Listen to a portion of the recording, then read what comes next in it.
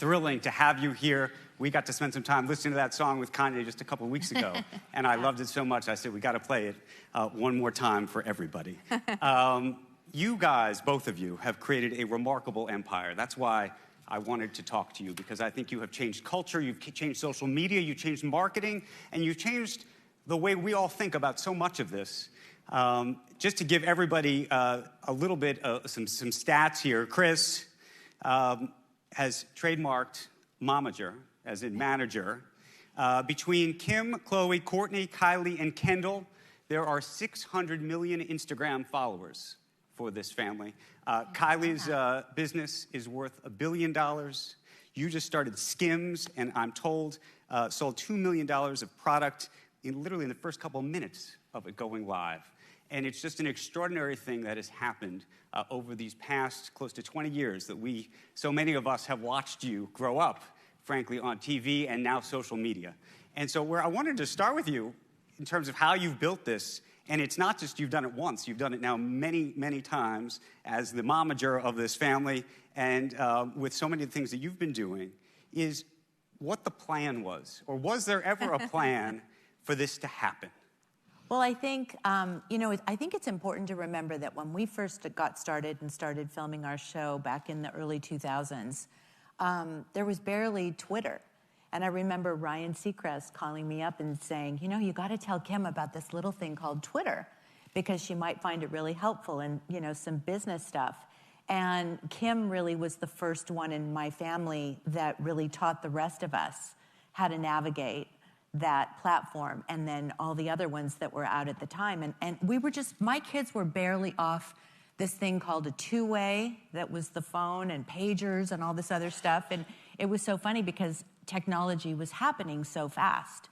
So when we first started and we realized that the show was going to be a success, that was basically the foundation for everything else that we were able to do.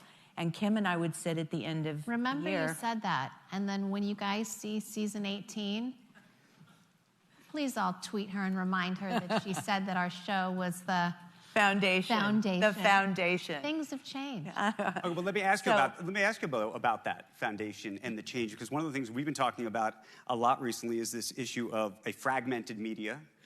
Mm-hmm. You guys started, and I think to some degree created a franchise on TV, traditional linear TV first. Right? Yes. And I wonder if you were to do it today using just social media, whether you think it would work, whether it would work the same, whether it would be different?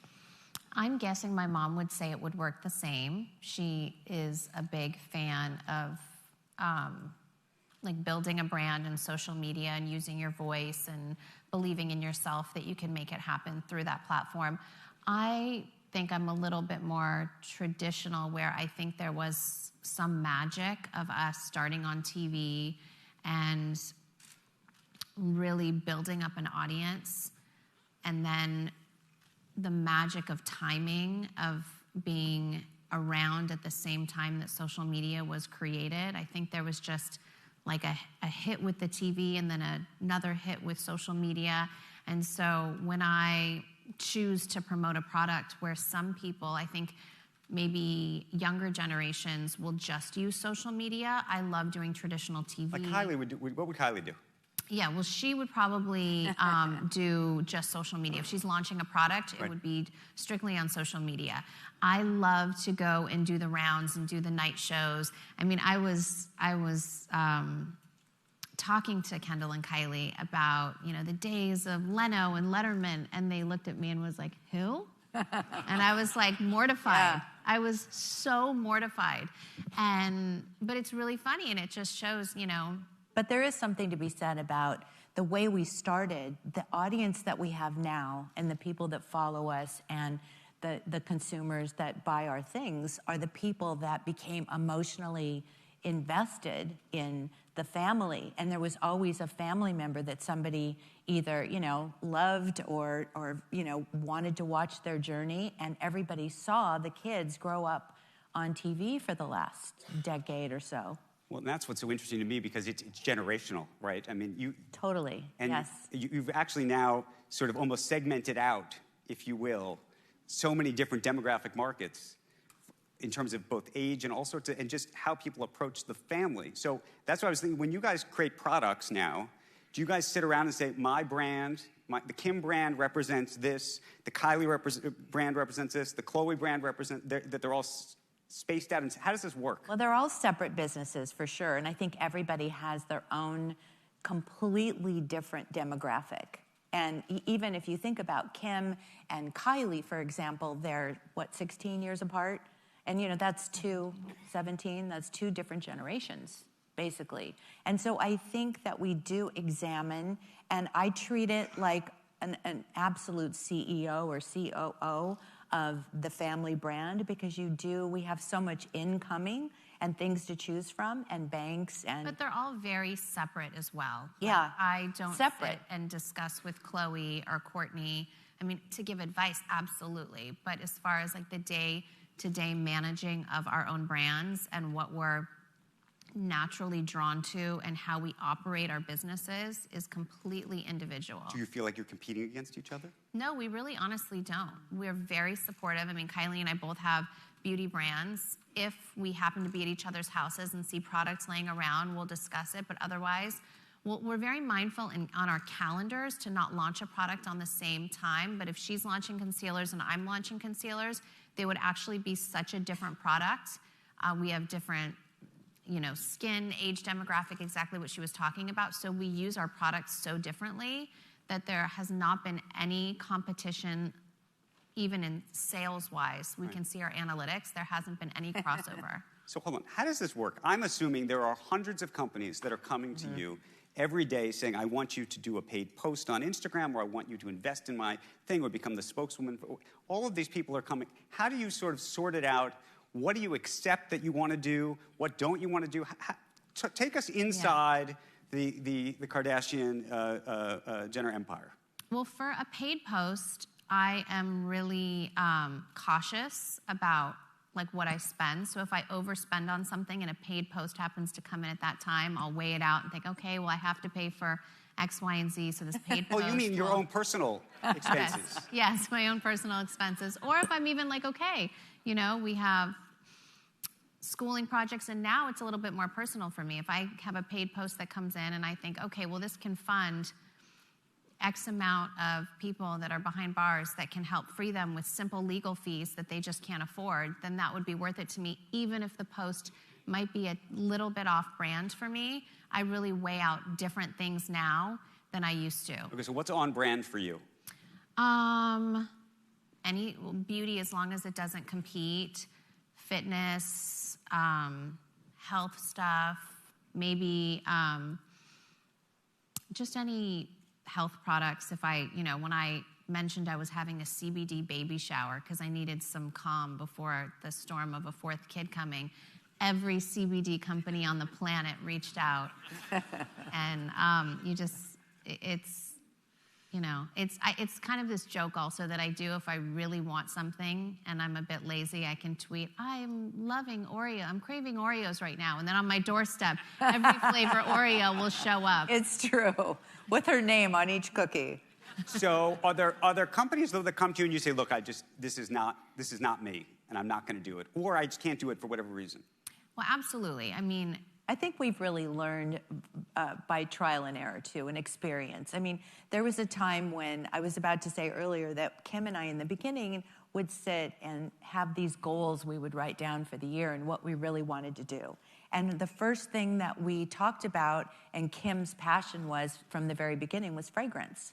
And that was so just her thing, was fragrance. Growing up, she loved fragrance. So that was one of our first goals that we wrote down, and something that we were able to accomplish, and that felt so good. I'll never forget her and I sitting at the Beverly Hills Hotel at this meeting, and the guy handed us a check. Do you remember that? We probably went in the bathroom stall and shut the door, screaming up and like, woohoo! Yeah. And it was so exciting and satisfying and rewarding, but there's been a lot of, we've kissed a lot of frogs along the way and thrown a lot of spaghetti at the wall. What hasn't worked for you? Well, I mean, listen, one great example that I wanted to tell you the other day was the Got Milk campaign. I thought Kim would be so great in like a Got Milk campaign. Remember, like everybody did these Got Milk campaigns. And I thought, oh, well, she's like perfect for that. I don't know where that came from. And I'm sure I was a lot more excited and enthusiastic about this idea than the Got Milk people were. So that really never came to fruition. And then at the end of the day, a couple years ago, Kim was in a music video and she was taking a milk bath. And I thought, you did it, Kim, you got milk all over that body. So that was kind of like a fun thing. But there's been things that talk about off-brand. In the very beginning, the girls did. We did everything. Quick Trim. Remember Quick Trim? And at the end of the day, you really just wanted to be curvy.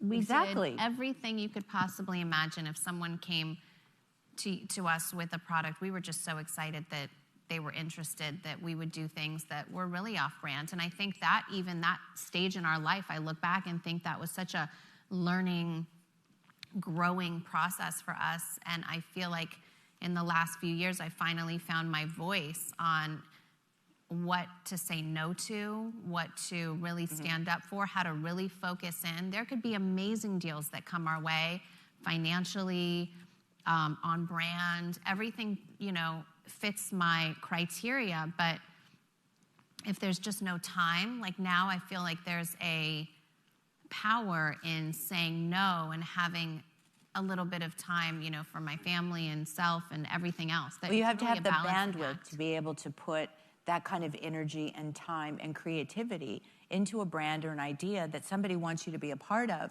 And if if she's signing up for something that she's never going to have time to do, it's only going to be a disservice to everyone. So how does this work, though? So did somebody call you and say, I will pay you X amount of money for a post? Is there what's the market? What's the market right now for an Instagram post? Well, I don't ever talk money. I think that what we do have is, I started to say earlier, is this great incoming of offers and deals that come through, whether it's a private equity, a brand, a VC, a bank. There's just so much coming in that we and she, my kids all have to be their own CEO. I might act as the CEO of a bigger picture and just weigh each thing that comes in. I will say a cute story since my husband's here. So there was a fast fashion brand, a few of them, and they would knock off Yeezy all the time. His color palette designs. And so this fast fashion brand offered me $1 million for an Instagram post. And I thought, okay, well, that's, easy just to wear clothes that, I could pick anything that I wanted. It's a quick post. And when I told him about it, he asked me not to do it and said, out of respect, I don't think that we should be giving them everything. They copy everything. I completely understood why he said no. I gladly said no. And then for Mother's Day, he handed me an envelope, and it was a check for $1 million saying thank you for not posting for the other brands, and then I don't know if I'm supposed to say this or if I have, and a contract to be an owner in Yeezy as a thank you. So yeah, Kanye. So there is power in saying no sometimes. There is some power in saying no. How do you think about your influence on the marketplace broadly in terms of what you project out to the public? And the reason I ask is, when Kylie tweeted at one point, I don't know if you saw this, that she tweeted that when she didn't use Snap anymore, she stopped using Snap. Snap's market value literally dropped by $1.3 billion. So how much? Oops. I mean, more than oops, though. But so when you post or when you speak, it's hard to sometimes probably remember who you are to some degree and what the influence is. Yeah, this is always something that I struggle with because I believe that people should be themselves. Even if it's not what you agree with, even if it's not your beliefs and values, I believe in being yourself. And so when you start thinking about how you have to censor yourself so much because it could, I personally might not say bad things about people unless I'm provoked and I have to stand up for, family. But generally, I try not to talk about like other brands. If I didn't like a particular ice cream or something, you know, that I feel like could hurt a brand, I just kind of stay away from it. It's a big responsibility. However, I do believe that people should speak freely, and if that's not what Kylie was doing and that was authentic to her, then I don't think that there's something wrong with that. But I struggle with that because it's like I always really do care about people's feelings, and I'm really compassionate about a headline like that. I would feel bad about it, but you also just have to be yourself at the same time. How much do you think about your brand and his brand? And I'm looking at Kanye right now in terms of how you guys work together. And I know that you were part of really actually remaking the way Skims actually turned out. Yeah, I mean, our brands, we respectfully let each other have our own voices in our own brands and create our own brands, but we're very much together in every last decision and detail that we make. So like for Skims, you know, he drew the logo. Our packaging was one way, and I thought it looked amazing. And then he walked in and had about a 2-hour conversation with my whole Skims team about why it was not so amazing. But it was really inspiring, and really, when you look back, it was really trendy, the old packaging, and I would have been sick of it by now. And he really gave us like amazing advice on how we want it to be classic and timeless, and all the packaging that the team was bringing us of other products in the marketplace, they were saying, isn't this better than that? And Kanye's main advice was, why don't you go get packaging that you think is the best of all time? It doesn't have to even be in the marketplace, but any product, and you should strive to be on that level. Why are you striving to be better than the worst? And it really clicked to the whole team. We all went back to work, and he picked like our photographers, was involved in the castings for the models for Skims and colorways. I mean, everything you could think of. So we really are, he's like my ghost stylist and my ghost creative director. And it's amazing to have someone that you really respect and value their creative opinion. What do you think about your impact on culture? And the reason I say the impact on culture is there is a sense, and social media has been a big part of it, but I think a lot of people have looked at you and your family as role models in many ways, where everything is now just exposed. You put it all out there, and there's something very authentic about that, but I think there's also people, especially of different age groups, who have misgivings about that and sort of where the line is for privacy and how much to really share or to overshare. Well, I think from the beginning, one of the things that we said to ourselves was we wanted to have a successful show. If we were going to do this and put ourselves out there, then we really needed to do that. And so we said, let's just show everything and just be ourselves. And Cut to, guys. Remember that episode I'm talking about? There better be audio for this, because I need this on a loop to play this back to her. Oh, my God, I'm when gonna this get episode comes out. Soon. Okay. I had a bad week a couple weeks ago. Just remember that, too. Okay, guys? Few months. Yeah. So this is going to turn into a family feud.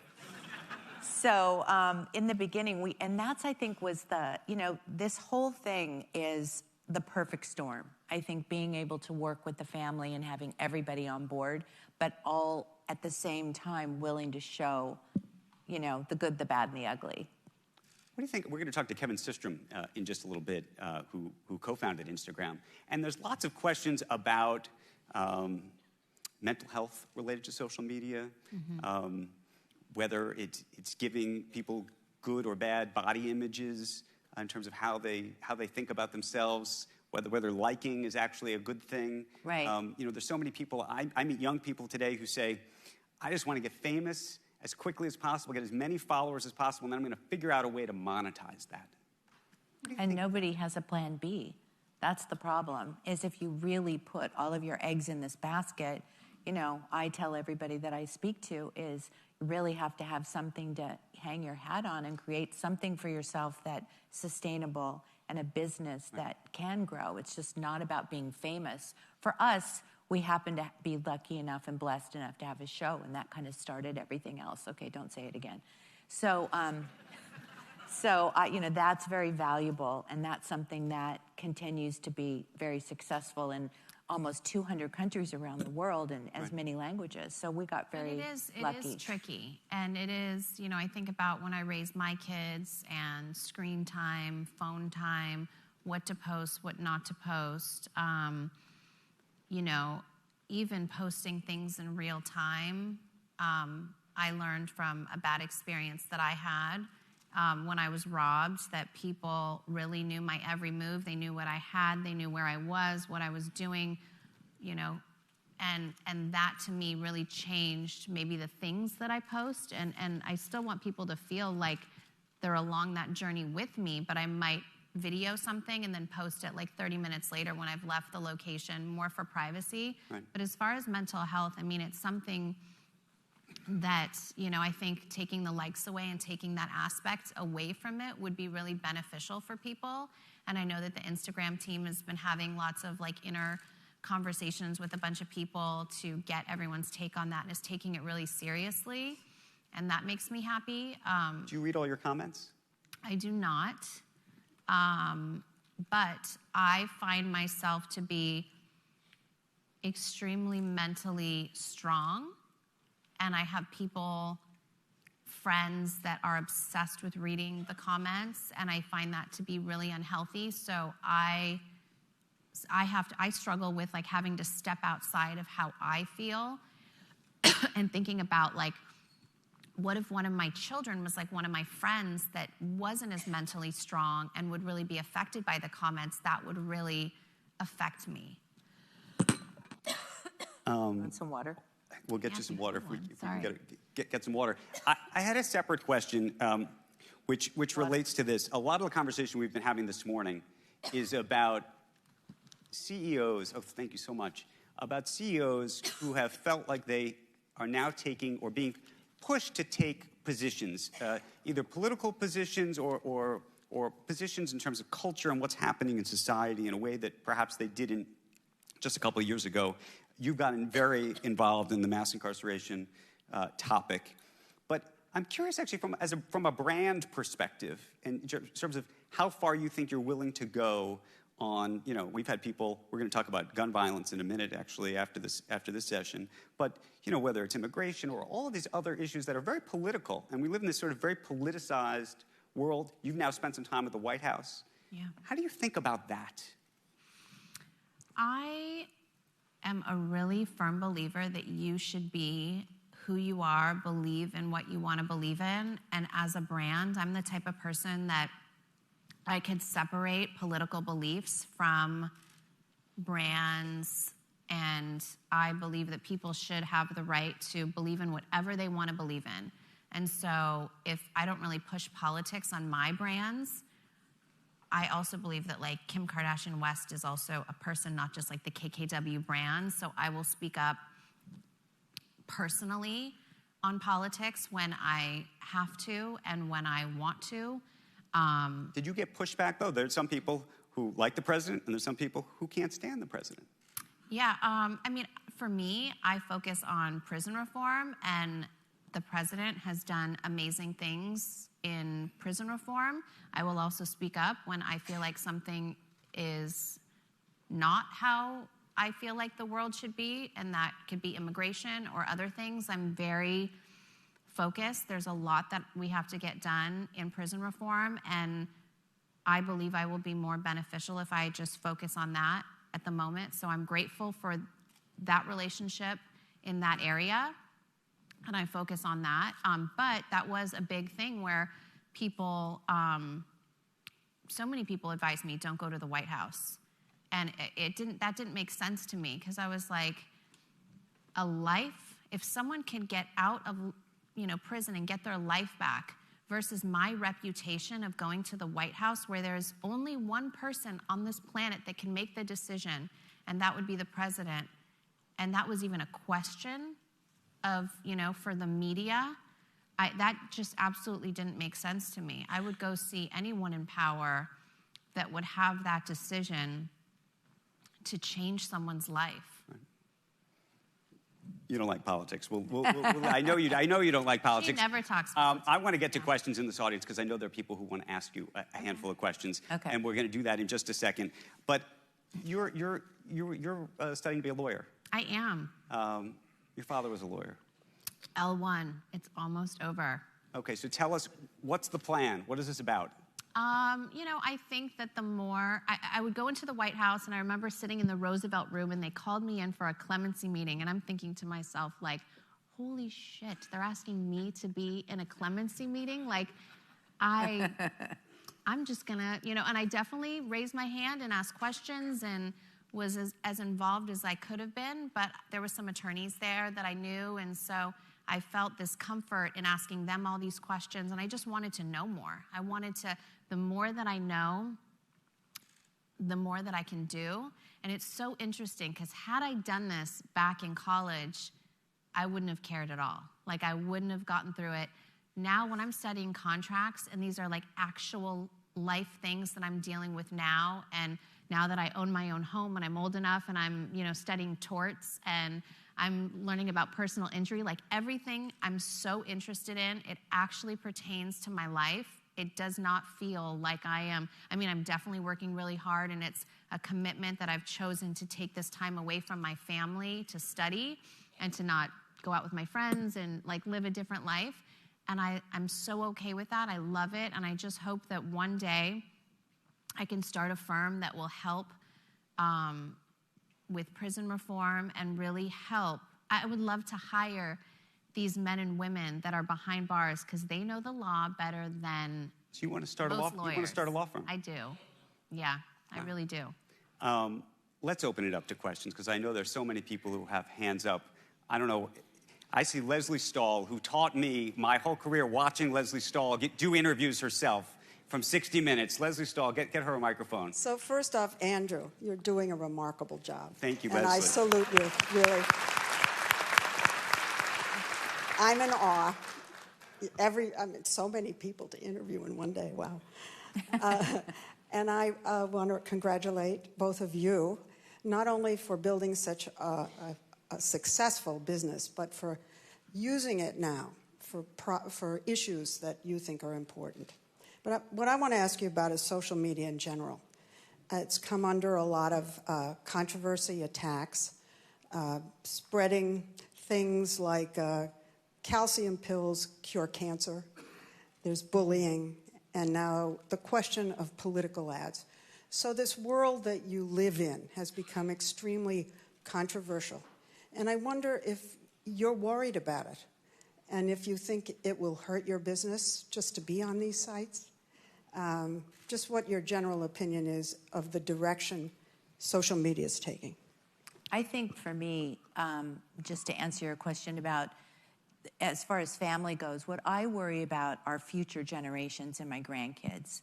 And so my biggest issue is the bullying side of it, because it really is so upsetting. And the kids that are being affected by it are younger and younger and younger. I have 10 grandchildren. So that's every age you can think of. And the stuff that they see, I see in my almost 10-year-old grandson, who talks about it often and very dramatically about how it affects him. So I can only imagine, everyone else in the world and how their families are affected by it, and the families that aren't paying attention. There's so many parents that are, working parents and don't pay as much attention. And, we're really on all of the stuff that my kids are on, what their kids are watching. But it does worry me a lot. But it does worry me, as I don't think social media is going away.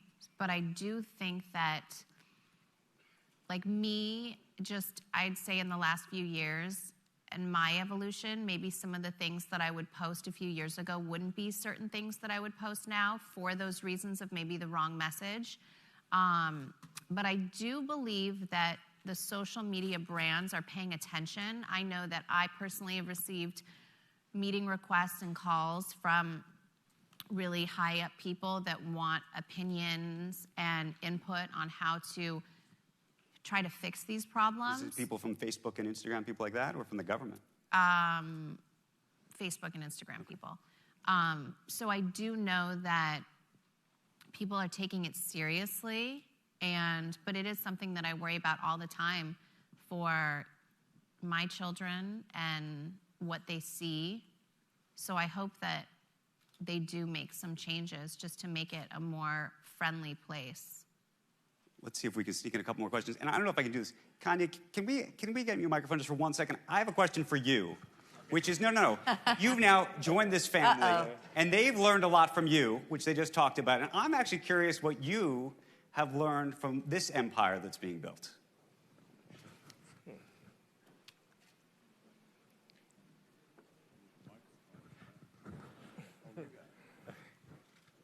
Yeah, I think if my family wasn't so, they didn't work so hard and they weren't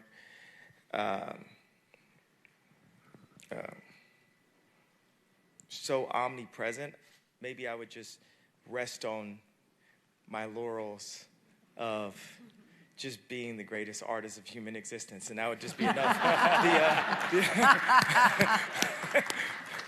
But that's shown that is not enough. That you have to, you have to hit the gym, that you have to communicate, that you have to, it's like modern day Medici or Rome. It's an era that people will remember for all of human existence. And this, social media, every time you ask a question, I have a thought on it every time, because social media is like the new, not saying that it's particularly as negative as cigarettes, and not saying that it's a full Edward Bernays, torches of freedom, full empowerment. But I do think that, I've done interviews often that, if I post 100 posts, they're like, oh, he needs to go to the hospital, he's going crazy. But Instagram and different social media out, they have the likes come back at a slower speed. They have a certain amount, of posts that you should do to look normal, and it's actually controlling the rate at which we're supposed to advance and communicate as human beings for what is said as the common norm, and actually that makes it be where 50 people can control the billion people that are now getting into real estate to try to control 2 billion and 3 billion. Should we cut the mic right now? Okay, go ahead. So, it's a matter of, in my perspective, Jesus has already won the victory. And it's for me as a man, as a Christian, as a billionaire, as a founder of a $3 billion company, to stand up and be, this has to be stated because the Forbes chose to call me a centimillionaire when I showed them the receipts of $890 million last year. And that was,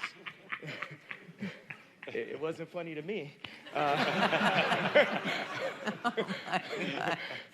But just as a male opinion, looking at my daughters and looking at my family, and as we are starting this church and saying that this innovation and community and what we're doing with education and what we're doing, in politics, even now, like we have 12,500 acres in Cody, Wyoming, and Trump has actually opened up the ability to buy more land.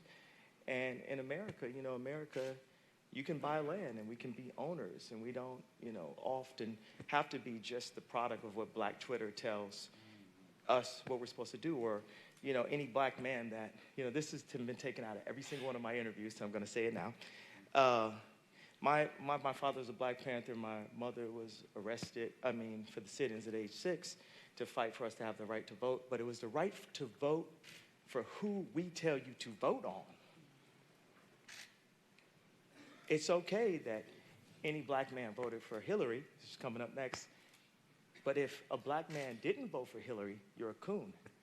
LeBron, we're going to burn your jersey in Akron if you choose the team you want to go to. If you come back to Cleveland, then you're a hero. If you go to no, that's not where we want you to be. But my parents fought for us to have the right to have our own opinion. And sometimes in social media, they can even put false comments about 6, 7 in to try to indoctrinate, and control our minds of what the masses think. Look at the century itself. Look at Edward Bernays. Look at propaganda. Should the mic cut right now? Or what do you want to go with? I would continue this for hours. I just know that we've got a couple of other fabulous people. They're not as fabulous as Kanye, and I want to thank you for that. I appreciate that very, very much. Final question from me for both of you, which is, if we came back here in 10 years from now and sat together again and talked about what the Jenner-Kardashian empire looks like, what do you think it will be? I think we would be just continuing doing what we're doing. I mean, the one thing that everyone asks me is, what's next? And I always think like, well, I want to live in the moment because there's already a lot on my plate and I want to nourish each thing that we're doing. I hope that my beauty brand and fragrance brand continues to grow. I hope Skims is an amazing business and everywhere and a necessity for people. I really want to focus, and I hope that I'm a lawyer in 10 years and have an amazing firm and changing the whole prison system. I really hope that I will just be more into that, and I hope that all my sisters and brother and everyone is just happy and living on a farm in Wyoming. What do you say, Kris? You're taking 10% of everything. So I know. It's fabulous. Well, 10 years from now, I'll be 74. It was her birthday yesterday. Yeah, but thank you guys. You know, I'm so proud of them. And I think that one thing that a lot of people probably, maybe they do, but you know, a lot of people don't realize is the work ethic is second to none. And I think just watching them grow and build their companies, getting more and more independent within their own brands and figuring it out, and the creativity, the way they work together, I think that we're building something so fantastic. And just being able to figure out what really works for each one of them is very rewarding for me. And hopefully in 10 years, I can sit back and watch them do it all by themselves. Please join me in thanking Kim and Kris and Kanye. Thank you. What a conversation.